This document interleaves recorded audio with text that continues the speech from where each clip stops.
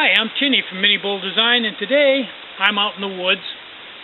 I'm not lost, but I've been reading some of the comments from YouTube, and it really made me think about getting lost and being waylaid for 2 or 3 days.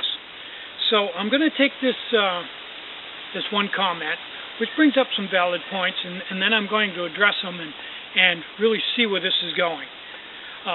I think that a good statement for this would be all things in moderation, including ultralight backpacking. If you took the ultralight backpacking too far, you could get in the scenario this guy's talking about. It says, "Hi Tinny, I like your stoves." That was a good way to start out. That being said, I always look at a situation not as a controlled situation, but look at them as what could happen. A simple hike could turn bad, and I could be stuck in the elements for a much longer time than planned. The problem with being weight-focused is that you can become too confident with past experience. A stove with a limited supply of fuel and no tool to use available fuel and only a few matches could put you in a bad situation. Now, Tinder, I'm thinking that if you were bushwhacking out away from civilization, where you weren't going to see any other human beings for a couple weeks or months, that definitely would be true. And I would want to carry, quite a bit of extra stuff just to make up for that, because if I got hurt, and nobody's going to come get me. But my pack is designed for the situation I'm in, and I'm not going to veer out of that situation. It's designed for the Appalachian Trail during warm weather. Now, worst case scenario, if I get off of the trail, if I don't come home within a day, there's going to be somebody out there looking for me. In worst case scenario, I'm going to have to go a couple of days before I'm going to get rescued. The Appalachian Trail, chances of getting lost are pretty slim. But even if you did, it wouldn't be more than a couple of days before you would have helicopters over your head and everything else. So I need to have enough materials to keep myself comfortable for a couple extra days. So let's look at my pack. I don't need to take it all apart here and be dramatic.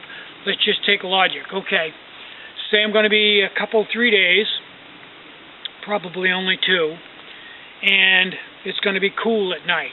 Okay, the first thing, let's take the 3 big ones here. Air. There's plenty of air around me, so there's no chance of me suffocating. That's 3 minutes. The clothes I have on probably wouldn't have hypothermia right away, but in the evening that could be a problem. So let's look into my pack. I have a long pair of pants, an extra shirt, a windbreaker raincoat, plus some clothes I already have on. So if I take the clothes I already have on, my shorts, put another pair of pants over them, I have a dry pair of socks aside, put 2 pairs of socks on, this shirt, another shirt like it, and a windbreaker, and a bandana.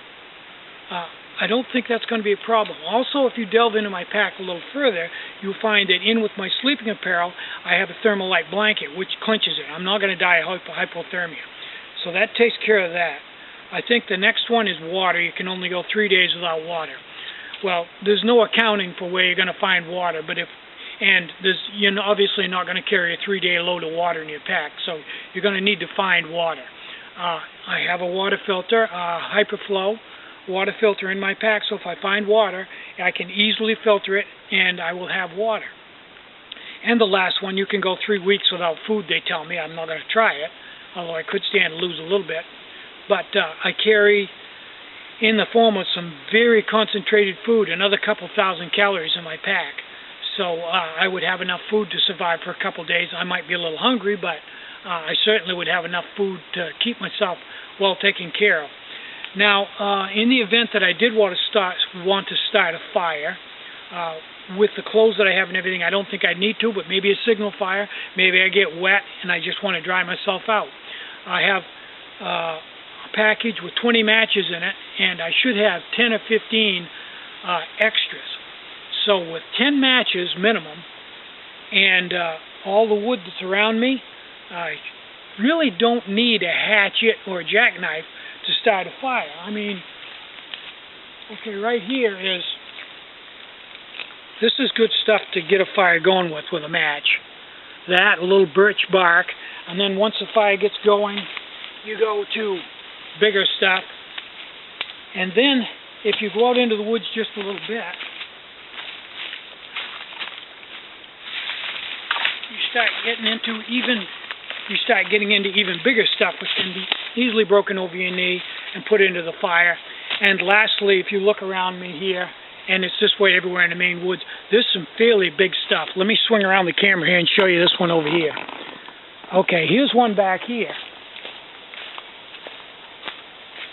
This is an old blowdown, but it's broken off. All I got to do is bust the limbs off of it and drag it out. I don't have the tools to cut it up into cute little 16-inch logs or split it. But if I have a fire going that I made with this stuff, I can drag that in, and as it burns, I can keep dragging it in and burn it that way. I don't really need to cut it up. So carrying a hatchet or a jackknife to this point would not be necessary. Be nice, but I'm certainly not going to carry a 2-pound hatchet and a Bowie knife just in case, because I certainly can get by without those items.